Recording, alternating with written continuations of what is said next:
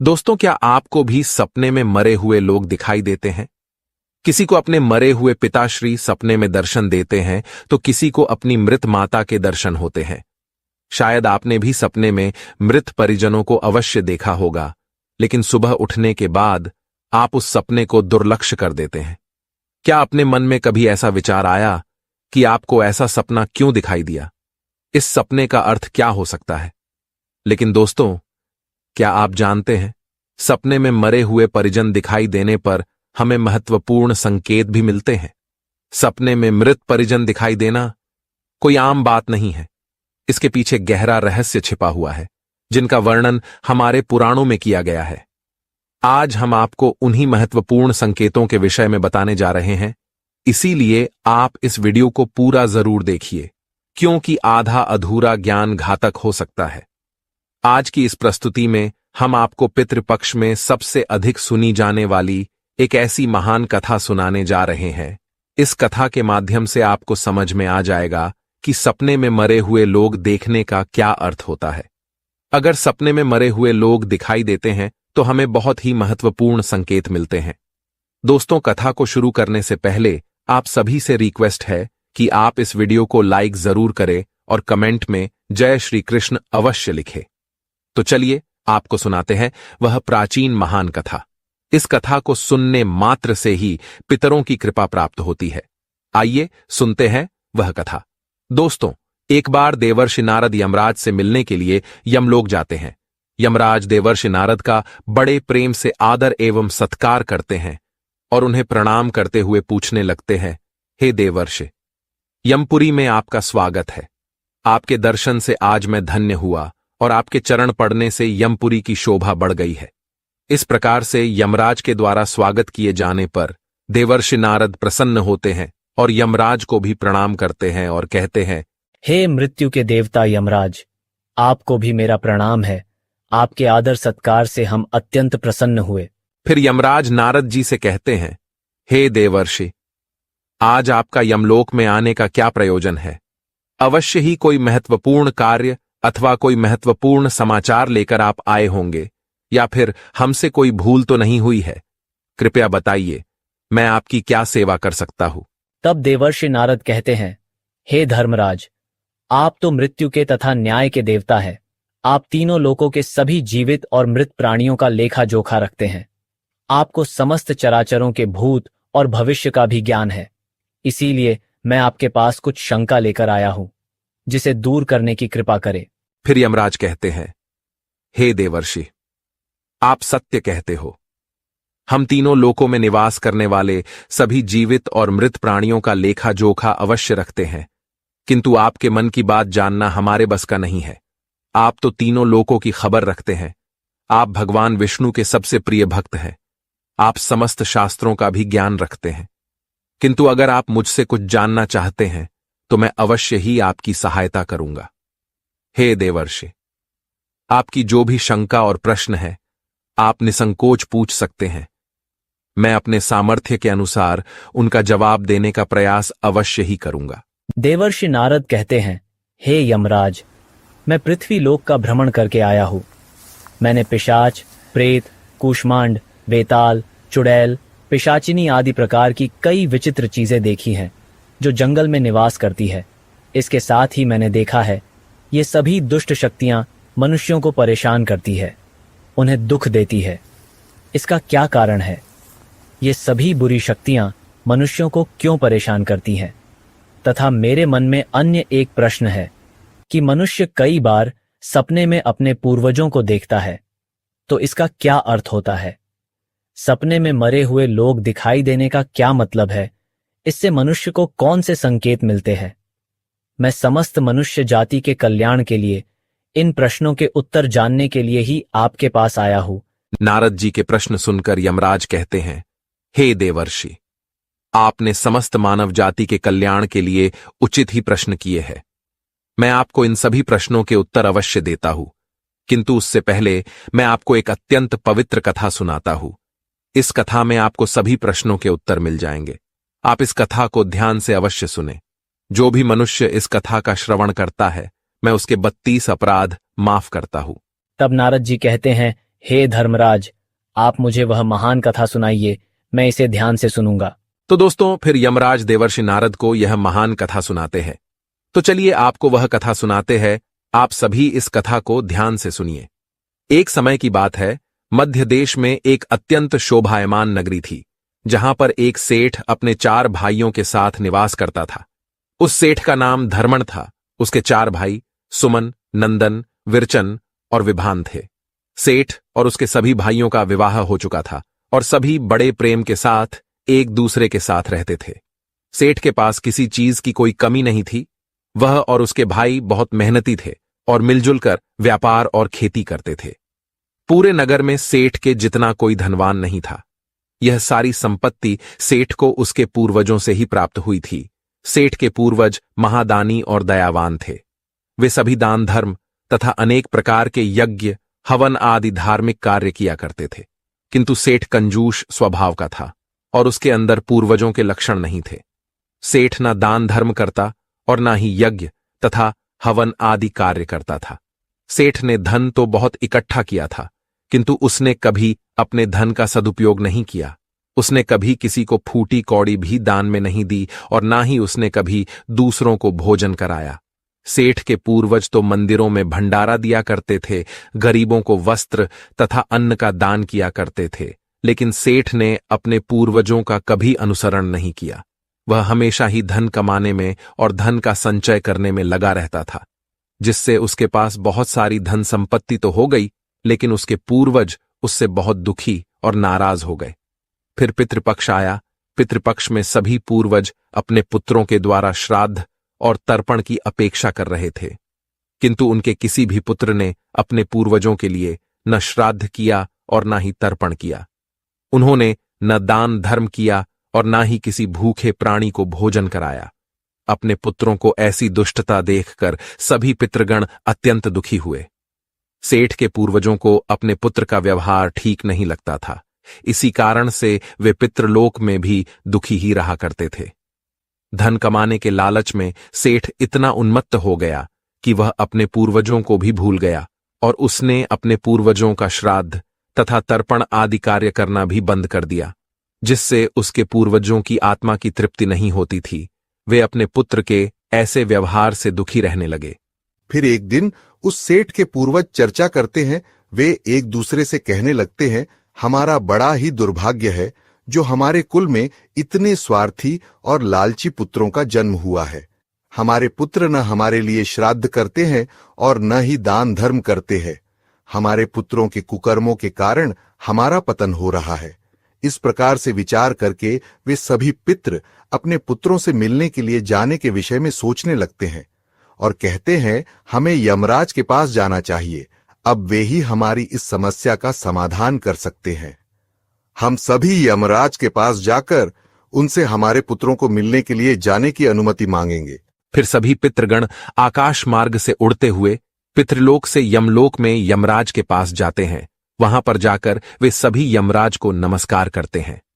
पितृगणों को यमपुरी में आया हुआ देखकर यमराज भी उनका स्वागत करते हैं और उनके आने का कारण पूछते हैं। तब सभी पितृ हाथ जोड़कर अपना दुख बताने लगते हैं। वे सभी पितृ यमराज से कहते हैं, हे धर्मराज, हमारे पुत्रों की मति भ्रष्ट हो गई है। हमारे पुत्र न दान करते हैं और न श्राद्ध और तर्पण करते हैं। उनके अशुभ आचरण से हमारा पतन हो रहा है। वे कभी दान धर्म नहीं करते हैं, जिस कारण से हमारी संतुष्टि नहीं हो रही है। कृपया आप हमें हमारे पुत्रों से मिलने के लिए एक बार जाने दे। हम हमारे पुत्रों को समझाकर लौट आएंगे। उन्हें शास्त्रों का ज्ञान देकर फिर से यमलोक लौट आएंगे।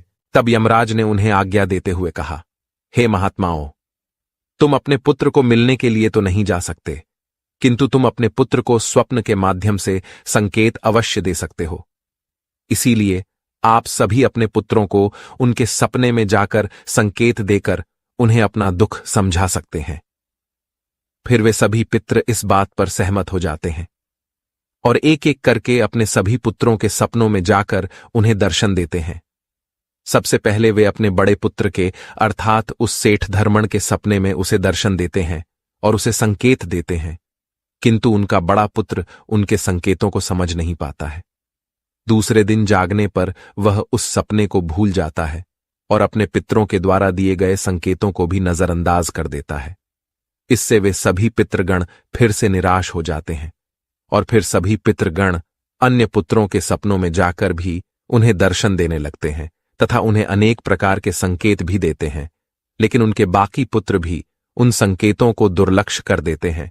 कोई भी अपने पूर्वजों के द्वारा बताए हुए संकेतों को समझ नहीं पाता है, जिससे सभी पितृगण अत्यंत दुखी और नाराज हो जाते हैं। सेठ और उसके भाई धन कमाने के लालच में पूरी तरह अंधे हो चुके थे। उन्हें पूर्वजों के प्राप्त द्वारा दिव्य संकेतों का महत्व कुछ भी नहीं लगता था, किंतु पितरों के स्वप्न में दर्शन देने के कुछ ही दिनों के बाद उस सेठ को व्यापार में नुकसान उठाना पड़ता है।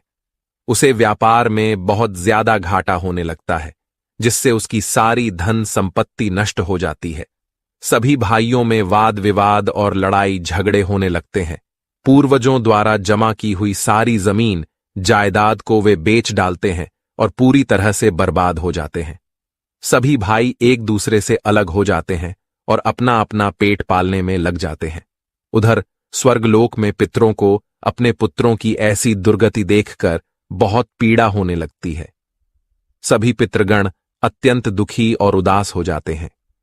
फिर से वे सभी यमराज के पास जाते हैं और कहने लगते हैं, हे धर्मराज, हमसे हमारे पुत्रों की ऐसी दुर्गति नहीं देखी जाती है। हमारे द्वारा किए गए सभी पुण्य कर्मों को हमारे पुत्रों ने नष्ट कर डाला है। कृपया आप कुछ ऐसा उपाय करें जिससे हमारे पुत्रों को उनकी भूल का पता चल जाए। फिर यमराज उन पितरों से कहते हैं, हे महात्माओं, तुम्हारी इस व्यथा को मैं समझता हूं। मैं तुम्हारी अवश्य ही सहायता करूंगा। मैं स्वयं तुम्हारे पुत्रों के पास जाकर उन्हें उनकी भूल के बारे में बताता हूं। फिर दोस्तों, यमराज अपने भैंसे पर सवार होकर पृथ्वी लोक पर आते हैं और उस सेठ के घर की तरफ जाने लगते हैं। जब यमराज सेठ के घर के समीप पहुंच जाते हैं, तभी वे एक साधु का रूप धारण कर लेते हैं।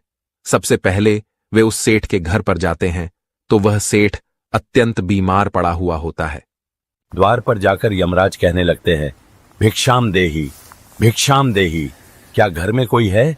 हे माई, तुम्हारे द्वार पर एक साधु आया है जो बड़े दूर से यात्रा करके आया है। कोई हो तो भिक्षा दो। भिक्षाम देही, भिक्षाम देही, अम देही। द्वार पर आए साधु को देखकर उस सेठ की पत्नी सुनंदा उनका स्वागत करती है और कहती है, पधारिए हे साधु महाराज, आपका स्वागत है। कहिए मैं आपकी किस प्रकार से सहायता कर सकती हूँ? वे साधु रूपी यमराज कहते हैं, हे देवी, मैं भूखा हूँ और यात्रा पर निकला हूँ। यदि दान में कुछ भोजन मिल जाए तो बड़ी कृपा होगी। फिर सेठ की पत्नी कहती है, ठीक है साधु महाराज, आप रुकिए, मैं अभी आपके लिए कुछ भोजन लेकर आती हूँ। सेठ की पत्नी के चेहरे पर दुख के हाव भाव देखकर वे साधु रूपी यमराज कहने लगते हैं, हे पुत्री, तुम्हारे मुखमंडल पर दुख दिखाई पड़ रहा है। अगर कोई गोपनीय बात न हो तो मुझे बताओ, तुम्हारे दुख का क्या कारण है? वह स्त्री कहती है, हे साधु महाराज, आप सत्य कह रहे हैं। पहले हम बहुत धनवान और समृद्ध थे। मेरे पति और उनके भाई सभी साथ साथ रहते थे, किंतु अचानक ही सभी भाइयों में झगड़ा हो गया। अचानक से हमारा सारा व्यापार डूब गया और हम सभी दरिद्री हो गए हैं। यह किस दोष के कारण हुआ है? कृपया आप हमें बताइए। तब साधु कहता है, हे पुत्री, तुम्हारे घर में पितृ दोष है। उसी कारण से तुम्हारे पति की यह दशा हुई है। तुम्हारे पति के कर्मों के कारण उसके पूर्वज रुष्ट हुए हैं। साधु की बात सुनकर वह सेठ वहां पर आता है और साधु से पूछने लगता है, हे साधु महाराज, कृपया मुझे बताइए, मैंने ऐसा कौन सा पाप किया है जो मेरा सब कुछ बर्बाद हो गया? मेरे भाई भी मुझे छोड़कर चले गए और मैं बीमार पड़ गया। तब वह साधु कहते हैं, हे पुत्र, तुमने अपने पूर्वजों को नाराज किया है।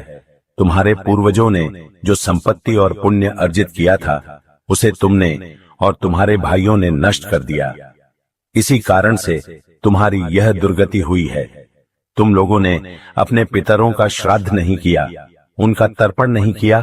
इसी कारण से तुम्हारे सभी पूर्वज तुमसे रुष्ट हो गए हैं।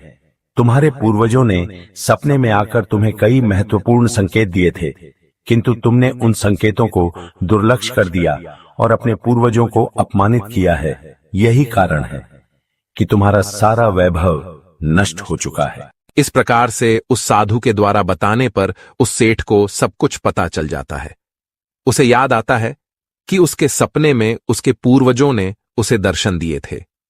वह सेठ उस साधु से कहता है, हे साधु महात्मा, आप सत्य कह रहे हैं। हमारे पूर्वजों ने हमें सपने में दर्शन अवश्य दिए थे, किंतु हम उनके द्वारा दिए गए संकेतों को समझ नहीं पाए। कृपया आप मुझे सपने में पूर्वजों को देखने पर क्या संकेत मिलते हैं, इस बारे में बताइए। फिर वह साधु कहते हैं, हे पुत्र, अब तुम ध्यान से सुनो। मैं तुम्हें सपने में पूर्वज दिखाई देने पर मिलने वाले संकेतों के बारे में बताता हूं। साधु रूपी यमराज कहते हैं, हे पुत्र, यदि पितरों का उद्धार नहीं होता है तो वे प्रेत योनि में ही मृत्यु लोक पर भटक रहे होते हैं। वे भूख प्यास से व्याकुल होकर अपने परिवारजनों के घर में प्रवेश करते हैं। सुनो वत्स, अब मैं तुम्हें उन सभी संकेतों के बारे में बताता हूं जो तुम्हें ध्यान में रखना चाहिए। यमराज ने साधु के वेश में सेठ को बताया, यदि तुम अपने सपने में अपने पूर्वजों को भूख और प्यास से व्याकुल देखते हो तो यह संकेत अत्यंत महत्वपूर्ण है। इसका तात्पर्य यह है कि तुम्हारे पितृ अभी भी प्रेत योनि में भटक रहे हैं। इसका कारण यह है कि उनके लिए उचित रूप से श्राद्ध कर्म और तर्पण नहीं किया गया है। वे अब भी अपने परिवार से आहार और जल की प्रतीक्षा कर रहे हैं। यह स्थिति तब उत्पन्न होती है जब पूर्वजों का तर्पण समय पर नहीं किया जाता या जब श्राद्ध की प्रक्रिया को पूरी श्रद्धा से नहीं निभाया जाता। तुम्हारे पूर्वज स्वप्न के माध्यम से अपनी पीड़ा व्यक्त कर रहे हैं ताकि तुम उनकी स्थिति को समझो और उनके लिए आवश्यक धार्मिक अनुष्ठान कर सको। इस समस्या का समाधान यही है कि अपने पितरों के लिए विधि पूर्वक श्राद्ध कर्म और तर्पण किया जाए। सेठ को और स्पष्ट करते हुए यमराज बोले, अगर तुम्हें अपने सपने में मृत पूर्वज जंजीरों में बंधे हुए दिखाई देते हैं तो यह अत्यंत चिंता का विषय है। यह संकेत इस बात का प्रतीक है कि तुम्हारे पितृ किसी बंधन में हैं और उन्हें मुक्ति नहीं मिल पाई है। यह स्थिति तब उत्पन्न होती है जब उनके श्राद्ध या तर्पण समय पर नहीं किए जाते या उनके लिए आवश्यक धार्मिक कृत्य अधूरे रहते हैं। यह दर्शाता है कि पितरों की मुक्ति में बाधाएं उत्पन्न हो रही हैं। इस समस्या का समाधान भी यही है कि तुम दान, श्राद्ध और तर्पण का आयोजन करो ताकि पितरों की आत्मा को शांति मिल सके और वे अपने बंधनों से मुक्त हो सकें। यमराज ने गंभीरता से कहा, अगर तुम्हारे पूर्वज सपने में मैले और फटे पुराने वस्त्र पहने हुए दिखाई दें तो यह अत्यंत अशुभ संकेत है। यह इस बात का प्रतीक है कि तुम्हारे पितृ अत्यधिक दुखी और पीड़ित हैं। वे प्रेत योनि में भटक रहे हैं और उनकी आत्मा को शांति प्राप्त नहीं हो पा रही है। यह तब होता है जब उनके लिए श्राद्ध कर्म, तर्पण और पिंडदान नहीं किया जाता। इसलिए जब भी इस प्रकार का सपना आए, अपने पूर्वजों की आत्मा की शांति के लिए तुरंत पिंडदान और तर्पण करना अनिवार्य होता है। सेठ से बात करते हुए यमराज ने समझाया, अगर तुम्हारे पूर्वज सपने में तुमसे कुछ मांगते हुए दिखाई दें तो यह इस बात का संकेत है कि उनकी कोई अधूरी इच्छा बाकी रह गई है। उनके जीवन काल की कोई अभिलाषा अधूरी रह गई थी जो उन्हें मुक्ति प्राप्त करने में बाधा डाल रही है। ऐसे सपनों में यह देखना महत्वपूर्ण है कि वे किस प्रकार की वस्तु की मांग कर रहे हैं। तुम्हें उस वस्तु या उसकी समरूप चीज का दान करना चाहिए ताकि उनके अधूरे कार्य पूर्ण हो सकें और उनकी आत्मा को शांति प्राप्त हो सके। जब उनकी इच्छाएं पूरी हो जाती हैं तो वे प्रेत योनि से मुक्ति पा लेते हैं। यमराज ने सेठ की ओर देखते हुए कहा, यदि सपने में तुम्हारे पूर्वज तुम्हारे सिर पर हाथ फेरते हुए दिखाई दें तो यह अत्यंत शुभ संकेत होता है। इसका अर्थ यह है कि तुम्हारे पूर्वज तुमसे अत्यधिक प्रसन्न हैं और तुम्हें अपना आशीर्वाद दे रहे हैं। ऐसे सपने इस बात का प्रतीक होते हैं कि तुम्हारे जीवन में कुछ अच्छा होने वाला है और तुम्हारे पूर्वज सदैव तुम्हारे साथ रहकर तुम्हारी रक्षा कर रहे हैं। यह संकेत तुम्हारे पितरों की प्रसन्नता का प्रतीक है जो उनके आशीर्वाद के रूप में प्रकट हो रहा है। यमराज ने समझाया, अगर तुम्हारे पूर्वज सपने में तुम्हारी ओर हाथ बढ़ाते हुए दिखाई दें तो यह अत्यंत शुभ संकेत है। इसका अर्थ यह है कि तुम्हारे पितृ तुम्हारे प्रयासों से संतुष्ट हैं और तुम्हें जीवन में सफलता मिलेगी। ऐसे सपने दिखना यह दर्शाता है कि तुम्हारे पितृ तुम्हारे साथ हैं और वे तुम्हारी उन्नति और सफलता के लिए आशीर्वाद दे रहे हैं। इस प्रकार के सपने आने पर तुम्हें यह सुनिश्चित करना चाहिए कि तुम सही मार्ग पर चल रहे हो। यमराज ने चिंतित स्वर में कहा, यदि सपने में तुम्हारे पूर्वज अचानक अदृश्य हो जाते हैं तो यह एक अशुभ संकेत होता है। इसका अर्थ है कि तुम्हारे जीवन में कोई संकट आने वाला है और तुम्हें सावधान हो जाना चाहिए। यह सपने इस बात का सूचक है कि निकट भविष्य में कोई बड़ी कठिनाई तुम्हारे सामने आ सकती है। ऐसे सपनों से यह सीख मिलती है कि हमें मानसिक और आध्यात्मिक रूप से किसी भी आने वाले कष्ट के लिए तैयार रहना चाहिए। सेठ को और अधिक गंभीर होते हुए यमराज बोले, अगर सपने में तुम्हारे पूर्वज क्रोधित अवस्था में दिखाई दें तो यह इस बात का संकेत है कि वे तुमसे नाराज हैं। इसका अर्थ यह है कि तुम कोई ऐसा कार्य कर रहे हो जो उन्हें पसंद नहीं है और वे चाहते हैं कि तुम उस कार्य को बंद कर दो। यह एक चेतावनी है कि तुम्हारे कर्मों में कोई कमी है और तुम्हें अपने मार्ग पर विचार करना चाहिए। इस प्रकार का सपना आने पर तुम्हें अपने कार्यों की समीक्षा करनी चाहिए और सही मार्ग पर चलने का प्रयास करना चाहिए। यमराज ने दुख भरे स्वर में कहा, अगर तुम अपने सपने में अपने पूर्वजों को रोते हुए देखो तो यह अत्यंत अशुभ संकेत है। यह इस बात का प्रतीक है कि तुम्हारे जीवन में कोई बड़ा संकट आने वाला है और तुम्हारे पूर्वज उस संकट से बहुत दुखी हैं। ये सपने इस बात की चेतावनी देते हैं कि तुम्हें सतर्क हो जाना चाहिए और ईश्वर की भक्ति में मन लगाना चाहिए ताकि उस संकट से तुम्हारी रक्षा हो सके। यमराज मुस्कुराते हुए बोले, यदि सपने में तुम्हारे पूर्वज स्वस्थ, प्रसन्न और तेजस्वी दिखाई दें तो यह अत्यंत शुभ संकेत है। इसका अर्थ है कि तुम्हारे पितरों को मुक्ति मिल चुकी है और वे तुमसे प्रसन्न हैं। ऐसे सपने इस बात का संकेत होते हैं कि तुम्हारे पितृ तुम्हें आशीर्वाद दे रहे हैं और तुम्हारे जीवन में सुख, शांति और समृद्धि आने वाली है। यह संकेत यह दर्शाता है कि तुम सही मार्ग पर हो और तुम्हारे पूर्वज तुम्हारी प्रगति से संतुष्ट हैं। यमराज ने चेतावनी भरे स्वर में कहा, अगर पितृपक्ष के दौरान तुम्हें सपने में घोड़ा, हाथी, बैल या कोई विकृत मनुष्य दिखाई दे तो यह इस बात का संकेत है कि तुम्हारे पितरों की मुक्ति नहीं हुई है और वे अब भी प्रेत योनि में भटक रहे हैं। यह इस बात का भी संकेत है कि वे तुमसे अत्यंत दुखी हैं। ऐसे संकेत मिलने पर तुम्हें तुरंत पितरों की संतुष्टि के लिए दान और श्राद्ध करना चाहिए ताकि उनकी आत्मा को शांति मिल सके। अंत में यमराज बोले, यदि तुम्हें सपने में कोई जानवर जैसे कुत्ता, बैल, गाय या अन्य पशु मनुष्य की तरह बात करते हुए दिखाई दें तो यह अत्यंत विचलित करने वाला संकेत है। इसका अर्थ यह है कि तुम्हारे पितरों की आत्मा को शांति नहीं मिल रही है। यह इस बात का संकेत है कि तुमने उनके लिए आवश्यक धार्मिक कृत्य अधूरे छोड़े हैं। इस स्थिति में तुम्हें तर्पण, पिंडदान या अन्य धार्मिक अनुष्ठान करके अपने पितरों की आत्मा की शांति के लिए प्रार्थना करनी चाहिए। तब वह साधु कहता है, हे पुत्र, यदि तुम्हें भी इस प्रकार के सपने दिखाई पड़े हैं तो तुम्हें अपने पूर्वजों को प्रसन्न करने के लिए दान, धर्म, तर्पण, श्राद्ध आदि कर्म करने चाहिए, जिससे तुम्हारे सभी कष्ट दूर होंगे। उस साधु की बात सुनकर उस सेठ को अपनी गलती का एहसास हो जाता है और वह तुरंत ही अपने भाइयों के पास जाता है और उन्हें साधु के द्वारा बताई हुई बात बता देता है। फिर सभी भाइयों को समझ में आ जाता है कि उनके पूर्वज उन्हें सपने में आकर संकेत दे रहे थे। फिर वे सभी भाई मिलकर नदी के तट पर जाते हैं और अपने पूर्वजों के लिए श्राद्ध, तर्पण, दान, धर्म आदि कार्य करते हैं और अपने पितरों को संतुष्ट करते हैं। फिर एक दिन उनके पूर्वज उनके सपने में आकर उन्हें दर्शन देते हैं और उन्हें नाना प्रकार के संकेत देते हैं। वे सभी संकेत शुभ होते हैं। अपने पितरों के द्वारा शुभ संकेत प्राप्त होने पर उन सभी भाइयों का जीवन खुशियों से भर जाता है। उनके सभी रोग और दोष समाप्त होते हैं। वे फिर एकजुट होकर रहने लगते हैं और खूब तरक्की करते हैं। यमराज नारद जी से कहते हैं, हे देवर्षि, जब मनुष्य के पूर्वज संतुष्ट हो जाते हैं तब मनुष्यों को अनेक प्रकार के संकेत प्राप्त होते हैं। अब मैं तुम्हें उन शुभ संकेतों के विषय में बताता हूं। यदि सपने में मृत परिजन सिर पर हाथ फिराते हुए दिखाई देते हैं। इस सपने का अर्थ यह है कि वे बहुत अधिक प्रसन्न हैं। पूर्वज यह संकेत दे रहे हैं कि उस मनुष्य के जीवन में कुछ बहुत ही अच्छा होने वाला है।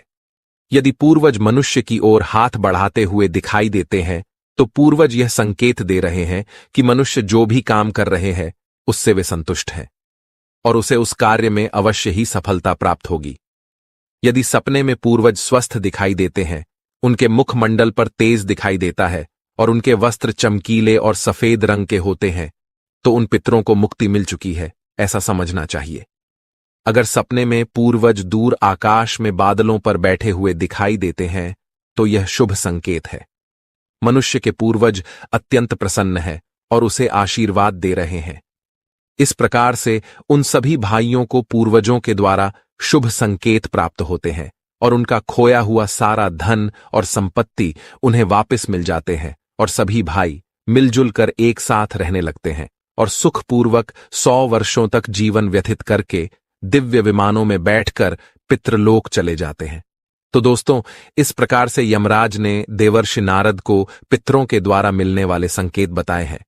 आपको यह कथा कैसी लगी कमेंट करके जरूर बताएं।